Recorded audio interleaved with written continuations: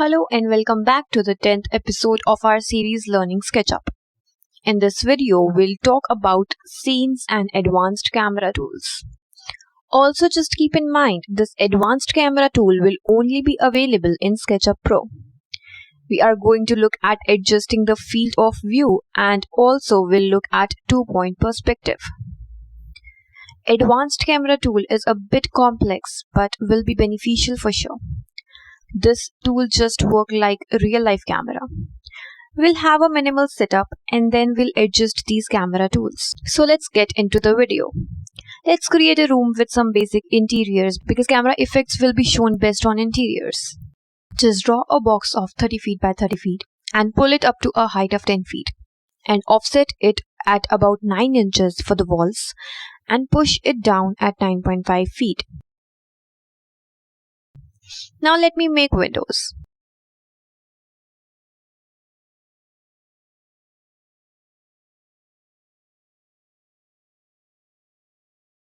After this, load the component for furnitures by importing the files.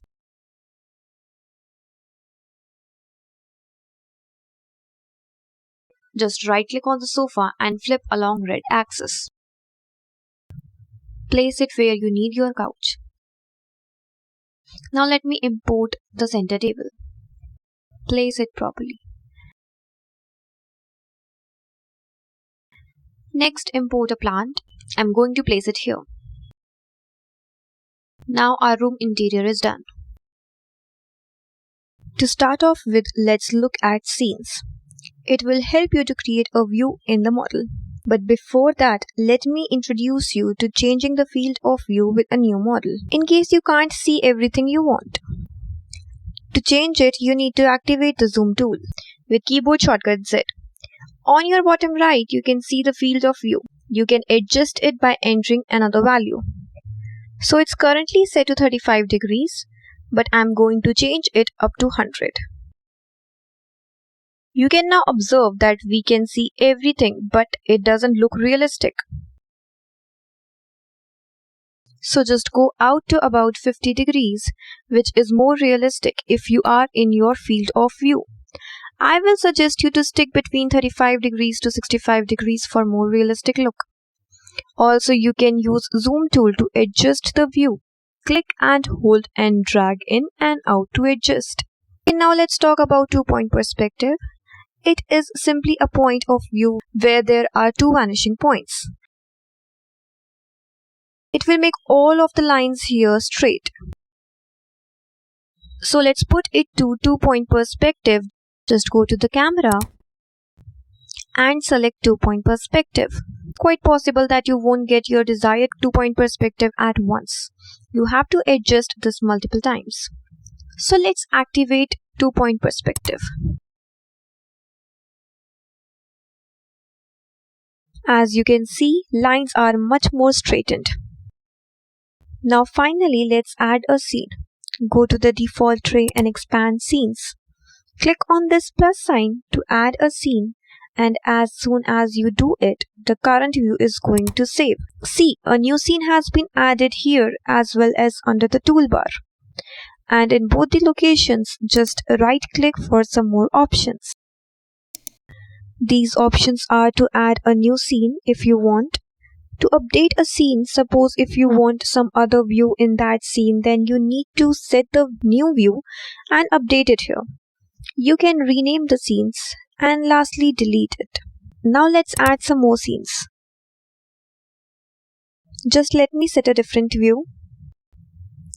And now click here. Clicking on these scenes will bring that saved view on screen.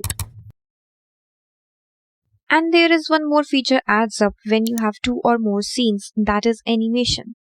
For that, let me create some more scenes.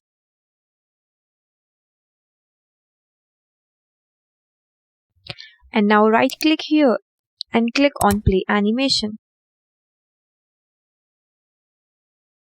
You can also export this if you want. We'll see how in the next episode.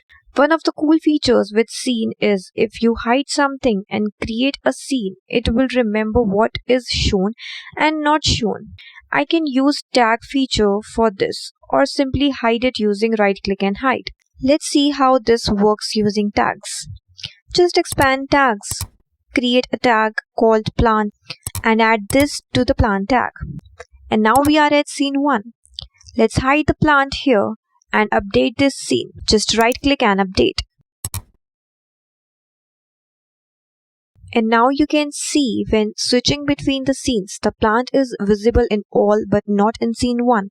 This feature can be used to open and close doors. When you right click here and go to this feature, it will show you some properties. And if you don't want this tag feature or any other feature, you can tick and untick for the same. Okay, finally we are going to look at Advanced Camera tool. Right click on the toolbar and turn on Advanced Camera tools.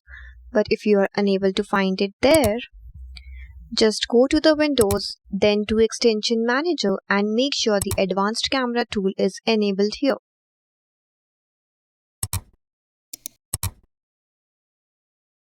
Let's position the camera again. Find a scene you are happy with, and when you are done, click on the first button which creates a camera. Just give it a name, for example, Room 1.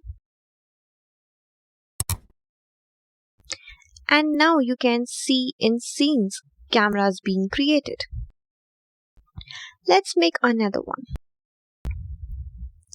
Again click on camera, name it.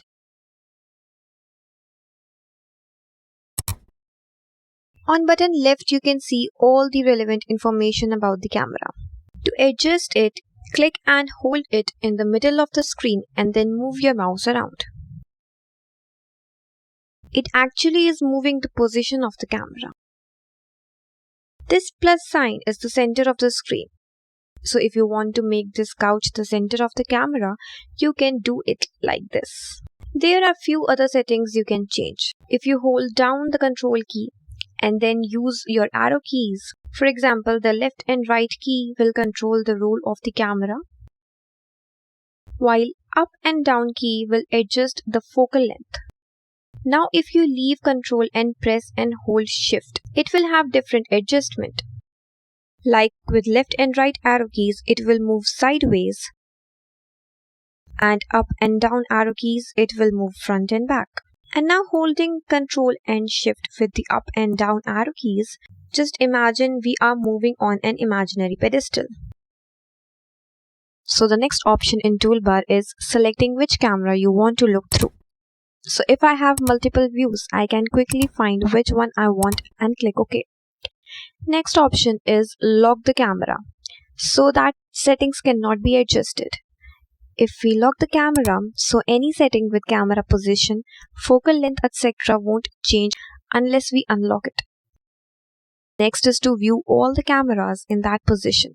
So currently we can see the position of 2 cameras. Clicking on this icon, we can toggle them on and off. Now next 2 options are about customs. First option will show you lines and the second option will show you frustum volumes. This is basically the view each camera is going to see in the model.